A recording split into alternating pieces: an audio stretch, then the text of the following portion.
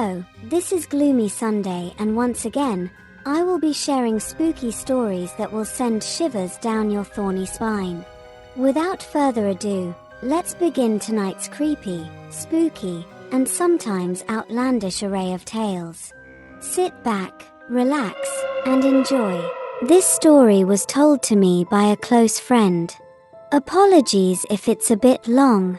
Some may find it scary, while others might not. My friend used to work at a sushi restaurant in Sampaloc, Manila, called Rajap Sushi House. For those of you in the area, you probably know the place. There's a break room in the back where the employees go for lunch. One day, while my friend was on her lunch break, she accidentally dropped some food on the floor. Not thinking much of it, she threw it away and went on with her day. A few nights later, she came home around 2 a.m. Everyone was asleep, and she settled on the couch to unwind before bed. As she sat there, the notebooks on the coffee table began flipping through pages on their own. Then, she heard movement from the kitchen, like someone was touching the dishes on the drying rack. Scared, she decided to sleep under the shrine in her living room for the night. While lying there, wrapped in a blanket, she began hearing the sound of footsteps running around her and the shrine. Small, quick steps, like those of a child. Days passed, and one evening while she was showering, something tugged at the shower curtain. Peeking around the edge, it seemed like a little girl was playing peekaboo with her. My friend hadn't told anyone about these strange occurrences yet.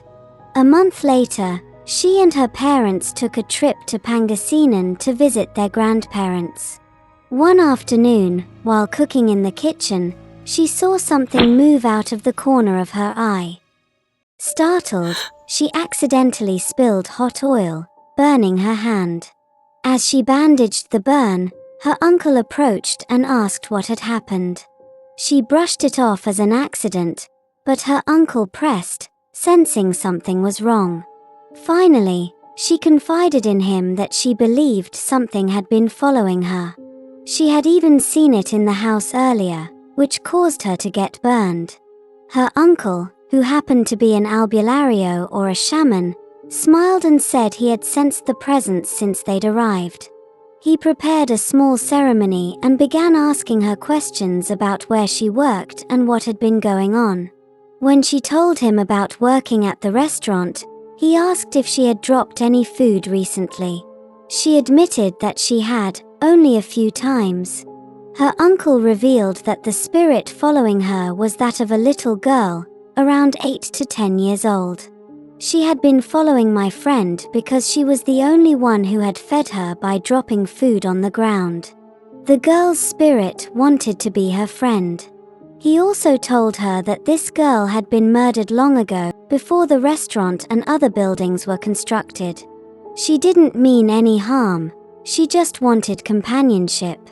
To help the spirit move on, her uncle advised her to take off her shoes and wear them backward at the airport or when she returned home.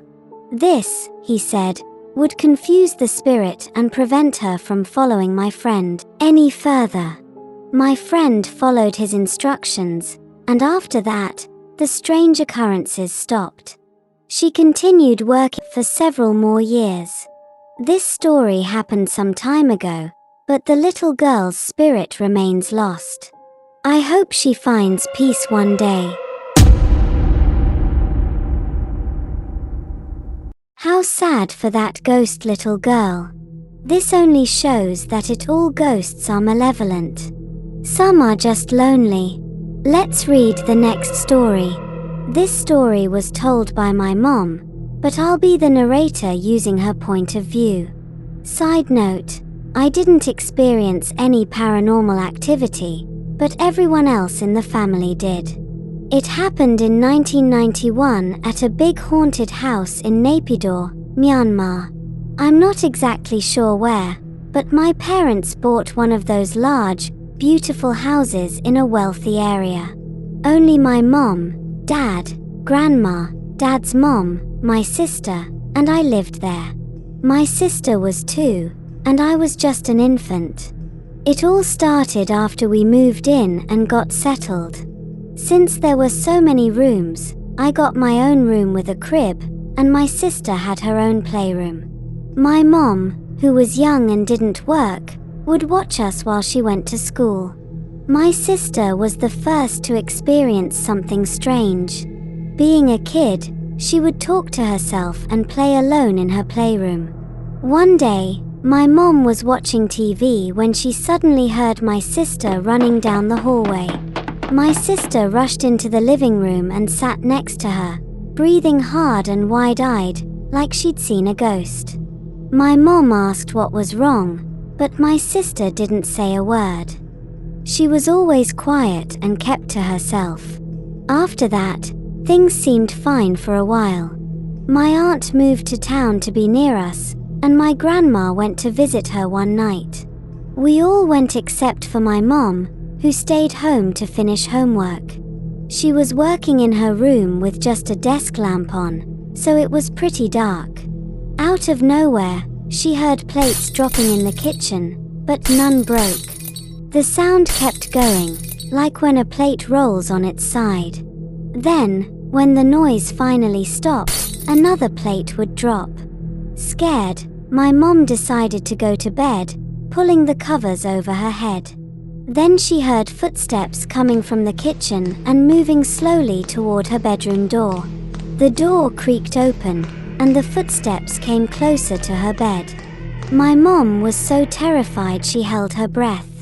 After about 30 seconds of silence, something yanked the cover off and slapped her. She said it felt like it nearly knocked the life out of her. She turned on the light, but no one was there. She stayed up all night with the lights on, waiting for everyone to return. When she heard a car pull up, she ran outside to meet them and told them what happened, but they didn't think much of it. That same night, while everyone was asleep, my grandma was the next target. She dreamed of an old woman in a long, old-fashioned dress with a large bun in her hair, wrinkled and aged. In the dream, the white lady told my grandma, "Get your family and leave my house now." My grandma replied, "No, you're dead. You need to move on." The lady suddenly screamed, "Get out now!" and slapped my grandma, just as she had done to my mom. My grandma started screaming for my dad, and everyone woke up. She told my dad what had happened and confirmed that what my mom experienced was real. They all went to my aunt's house that night, without packing anything. A couple of weeks later, my dad and 3 friends went hunting and caught a few deer. My dad decided to use the basement of the house to skin them. As they worked, one of his friends asked, "Is the house really haunted?" My dad replied, "I don't know. That's what my mom and wife say. They keep seeing ghosts, but I've never experienced anything." Right after he said that, they heard loud stomping upstairs, like someone angrily walking back and forth. My dad looked around, and all 3 of his friends were with him in the basement. Scared, they raced upstairs and out of the house, leaving the deer behind. My dad said each time the white lady stomped, dust would fall from the ceiling. Another side story about the house. My mom told me she always felt like she was being watched whenever she went into the basement, so she would hurry back upstairs. Creepy, right? I was too young to remember anything, but my sister does recall seeing a white lady in her playroom. I'm not sure if the house still exists in Naypyidaw, but my family truly believes it was haunted. Oh, and I almost forgot the most important part. The person who sold the house to my parents knew it was haunted. He knew the story of the lady who used to live there. She had lived in the house all her life and died there. Years later, the house was put up for sale, but the woman cherished her home so much that she haunted it to keep outsiders away. At one point, the house was a hotel, which explains the many bedrooms. The basement was once a bar and poker area, which also explains why my mom felt like she was being watched down there. That old ghost was so mean. Imagine slapping anyone so crazily like that. What would you have done if it happened to you? I would have slapped the ghost back, 2 times harder. I hope you enjoyed our spooky and strange stories. Join us next time for more. Take care and boo-bye.